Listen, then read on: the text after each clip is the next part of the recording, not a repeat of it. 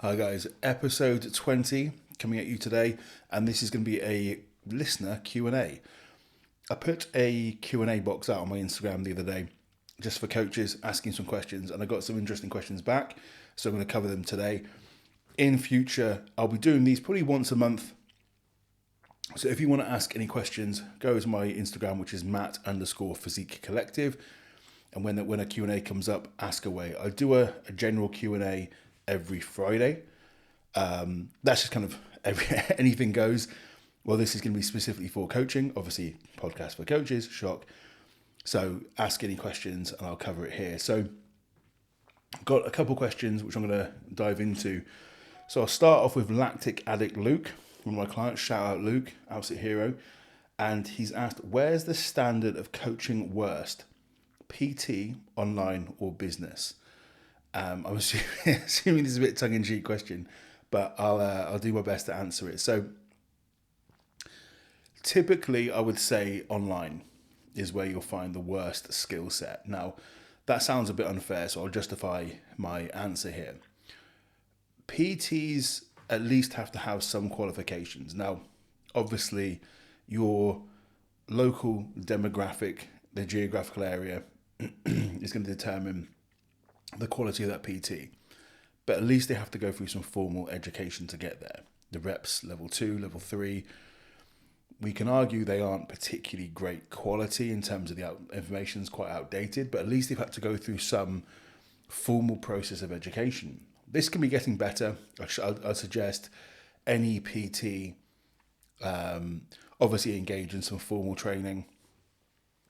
But there's plenty of good resources out there specifically for PTs.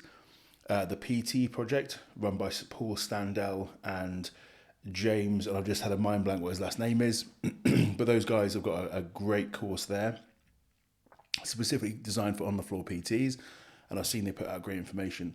Never been on it myself, got no affiliation, but I know those guys will always put out good information regardless. So would recommend, but the general PT that you're going to see in your gym might not be particularly high standard, but I guarantee they're a higher standard just due to the education because of the formal education they've got to go through. There's obviously some fantastic PTs out there. I'm being very, very generalized. With business, typically, again, very generalized, at least they're going to have done something within business to be able to have some form. I mean, ultimately, you can just lie. I'm sure a lot of people do that. Yeah, I'm doing £1 million a day. Like that. You've seen that dude who does the morning routine. I mean, I don't know them, but he's like, yeah, bro, at least we've got to do it. Today we've got to do at least 10,000. You're like, okay, how legit is that?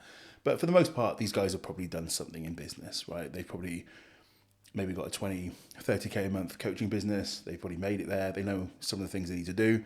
So at least they've got some kind of skin in the game, what it is. We can argue there's definitely, like with anything, there's a mix of good business mentors and bad business mentors. But for the most part, at least they've kind of done it. With online coaching, however, there can be a massive range. Now, I know some unbelievable online coaches, some phenomenal, talented guys. And I would say at the top, you're going to get the highest level of skill compared to most other things because you've got the entire world to choose from. Unfortunately, at the bottom, you have the ability to just say you're an online coach and go into it.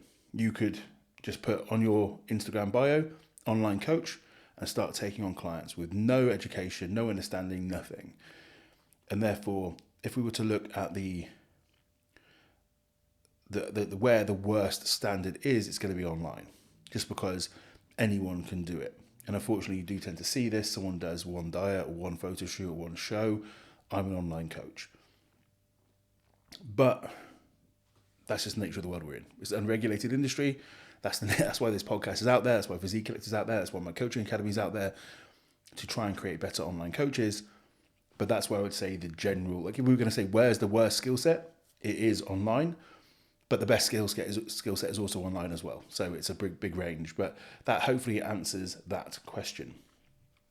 So the next one kind of goes into that as well. So I've had Matt's Fitness Diary he asks, tips on starting a coaching empire with little money and no qualifications. Well, I'm not going to say this is easy because it's difficult. Okay, it is difficult, but it is quite simple. So you've got all the resources that you need if you've got a phone and you've got Instagram. They are both free. In terms of qualifications, like I just mentioned, you don't need any. But I would obviously advise you to start doing something. So let's look at the free and cheap resources available to you. So Physique Collective, one of my businesses, a fantastic resource for education, $9.99 a month for all the information that you're going to need with regards to anabolics and many other topics as well. You've got a couple of resources I recommend everyone get. Scott Stevenson, How to Be Your Own Bodybuilding Coach. I think that's 60 quid on Amazon. That's one of the best resources you ever read. The Eric Helms Muscle and Strength Pyramids, both nutrition and training. Again, phenomenal resources for entry level. It's probably another 60 quid for both of them. And then I'm going to big myself a little bit here. I've got the Strong Coaching Academy, which is £50 per month. And that's going to have everything you need, how to be an online coach, the skills of coaching, how to build your business. If you can do that, that's essentially very little money. You've got enough education there. And again, there's no formal qualifications needed for online coaching, but that's going to give you everything you need to understand how to coach and how to build a coaching business. And then you've got your phone, okay? Excuse me. So you've got your phone. If you've got a decent quality phone, you can make content, you can create things on Canva. You've got everything that you need. So what would you then need from that? You need to be able to speak to the target audience that you want. So are you advertising to the right people? Are you providing value to them? Are you getting enough interest to then get clients? Are you then getting results for those clients? Are you showcasing to your audience that you're getting results with people like them? And are you being consistent doing that over time? So ultimately, let's say you had £120 upfront payments for the books, and then you were willing to pay £60 a month for a coaching course and Canva. Let's say £100 a month on top of that for some other coaching courses. That is everything you'd ever need to grow a business. That would be it. And I think people put this roadblock in front of themselves where they say, I couldn't do that because. If you're consistent, if you're putting out great content, you don't need anything else but those things. And I see it a lot when people start coaching and maybe they haven't got many clients and they think, I need to get a professional videographer. I need to get a VA because someone's told them to. I need to do all these things. You don't. You just need a phone. You need Instagram, and you need some way of making content. And honestly, you probably don't even need Canva if you didn't want to. I mean, Canva's so cheap; it's worth getting. But doing that, that's fine. And then having the skills, you can teach yourself a lot if you're willing to put the time in. That's the reason this podcast exists as well, is to show people how to do that. I've got 20 episodes now. This will probably be at 40 to 50 by the end of the year, all designed to help coaches grow their business. My coaching academy is designed for that as well. So you can definitely do it. I mean, when I took my business fully online, I didn't have any professional videography. I did everything, and maybe I'll go into a future episode how I did that. But it's certainly doable to create a coaching business which is very successful with very limited money, as long as you're willing to work hard. And I think with the qualification side of it, listen, my business partner, Joe, one of the best coaches in the world, he's a super smart dude. He has no formal qualifications. I went to university. I've got undergrad, I've got postgrad, I've got MSc in sports science, numerous qualifications. Joe has built a fantastic business with no qualifications. Who's better off? You couldn't say. I mean, technically him, because he didn't have to spend X amount of thousands of pounds on education. So it doesn't make a difference. As long as you're willing to put the required effort in, you can mitigate any formal qualification by just doing the work. But you've got to do the work, right? You can't just AI and chat GPT your way to success. You need to know these things. But that, if you're willing to do it, you can certainly do it. And there's enough resources out there. If you're willing to put the time in, you can do that. So Matt, I hope it works out for you, man, because as a fellow Matt and as someone who wants to get into that game, if you're willing to put the work in, you've got everything you need. You've got a phone, you've got Instagram, you've got Canva, you've got coaching resources, you've got those books I mentioned. Rinse them and you will be successful. Best of luck, man. Harrison Burgess, another one of my clients. Harrison signed up a few months ago, online coach himself, and absolutely smashed it. Look, I mean, the guy's put on tons of muscle, and it's amazing to see his business growing at the same time as well. So, how do you still stay productive on the days of poor sleep, outside stress, family issues? Now, this is a tough one because I've talked a lot about routine and resilience. So I'm a big believer in having a good routine. I like my days to be pretty set up. I get up, go to the gym in the morning. If I'm not gymming, I'm going for a walk or doing cardio. I have my morning block I plan my day out, a journal, a breath work, which sounds really wanky, but it takes like 10 minutes. And that massively increases my productivity. And then I do my work, and I get on top of all my content creation and all those other things. I've talked about this in previous episodes. It's something I think is really important.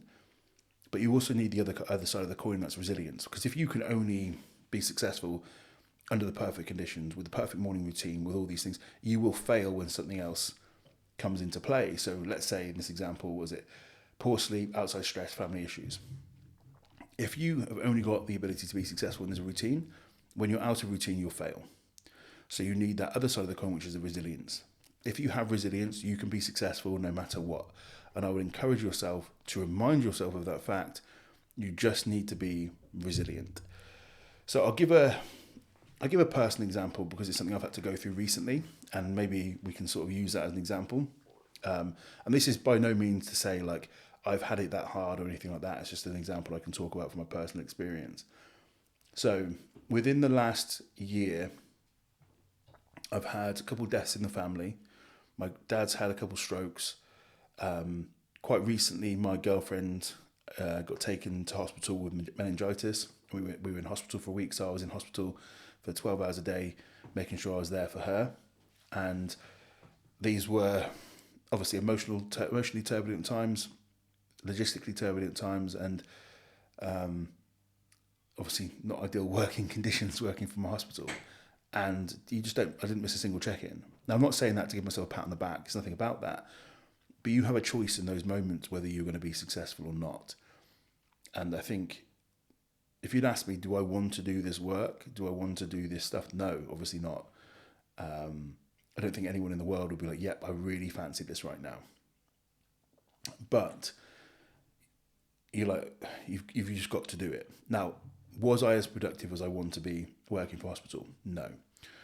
Have I been productive as I could have been in the last 12 months? No. But life's always going to get in the way. And like I say, you've got to choose to be resilient. You've got to choose to make it work regardless. And you also pick the times that you can be productive. And if you find it's a poor night's sleep, okay, let's just look at that in isolation. What factors are causing you to have a poor night's sleep, and can you remove those things? Can you make better decisions during the day to allow you to sleep better? Outside stressors, well, some of them you can't control, as in the ones I've just given. They're going to be there, accept they're going to be there, and teach yourself to be resilient no matter what. Family issues, again, had that, plenty of family issues across the board. Pick the times you can be productive, accept the times that you can't be. But unfortunately, being an online coach, it means that you have to just get shit done regardless. And again, give yourself a bit of compassion at the same time. You're not always going to be 100%. And I can say safely, have I been 100% in those times? No. But I've done what I needed to do to deliver value to my clients, to deliver within my business. But I also need to show up for my life as well. I need to show up for my family, show up for my girlfriend, do all those things. Because that's technically more important to me. Business has to be important, but so does everything else that comes with it. So how do you still stay productive with great difficulty? Honestly, with great difficulty. But focus on resilience, build a good routine, control what you can control, let go of what you can't, and just accept there's going to be times you can't be 100%, and when you can be 100%, be 100%. But if you consistently find yourself being dragged away from something else, I think you probably need to have a look at how your life setup is looking and fix that thing. because it does make a difference. So those are all the questions today, guys. Obviously, a bit of a deep one from the last one. I feel like I've gone in a little bit there, but I think these are all very, very valid questions. And I'm obviously happy to be as kind of open and transparent about my business and my struggles and everything that I see, as much as it helps you guys. At the end of the day, coaching, whilst it is, in my opinion, the best job in the world, it's also tough when everything's on your shoulders, right? Everything. So everything I've mentioned today is like education's on your shoulders. You're building your business on your shoulders, and the work's got to get done regardless. And I'm actually on holiday, so it's the 5th of April today. I'm off to Dubai with my partner for a week. It's the first holiday I've taken in 20 months. It's a tough game, online coaching sometimes, but at the same time it's the best game. So yeah, that's it today, guys. Hopefully you found this helpful. A little bit of an insight into my thought process with these things. And again, it wasn't ever meant to be a woe is me or look at me sort of thing. It's just I can only speak from personal experience. So I hope that personal experience helps you guys. So I'll catch you in the next episode. If anyone has any topics they would like me to cover, please ask away on my Instagram, which is Matt_Physique Collective. And I hope you enjoyed the episode. Speak soon.